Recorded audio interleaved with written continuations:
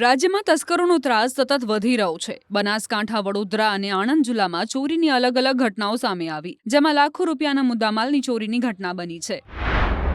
સૌપ્રથમ વાત બનાસકાંઠાના પાલનપુરની, જ્યાં હરિઓમ માર્કેટમાં મોડી રાત્રે અજાણ્યા તસ્કરો ત્રાટક્યા અને 5 આંગળીયા પેઢીઓને નિશાન બનાવી તસ્કરોએ તિજોરીના તાળા તોડી ચોરીને અંજામ આપ્યો। પ્રાથમિક માહિતી મુજબ 3 લાખ રૂપિયાથી વધુના મુદ્દામાલની ચોરી થઈ છે। ઘટનાની જાણ થતાં પાલનપુર પૂર્વ પોલીસ તાત્કાલિક સ્થળ પર પહોંચી હતી। હાલ સીસીટીવી ફૂટેજના આધારે પોલીસે વધુ તપાસ શરૂ કરી છે।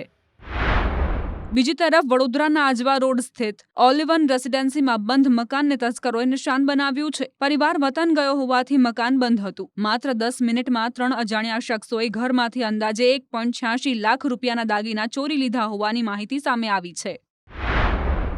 આ ઉપરાંત આણંદ જિલ્લામાં એલસીબીને મોટી સફળતા મળી છે। પોલીસે ઘરફોડ ચોરીના કેસમાં સંડોવાયેલા એક આરોપીને ઝડપી પાડી 6 અનડિટેક્ટ ગુનાઓનો ભેદ ઉકેલી નાખ્યો છે। આરોપી પાસેથી $300 અમેરિકન પણ મળી આવ્યા છે। તપાસમાં પેટલાદ, તારાપુર, આંકલાવ અને વિદ્યાનગર પોલીસ સ્ટેશનના અનેક ચોરીના ગુનાઓનો ખુલાસો થયો છે। પોલીસે ફરાર 4 સાગરીતોને પકડવા વધુ તપાસ શરૂ કરી છે।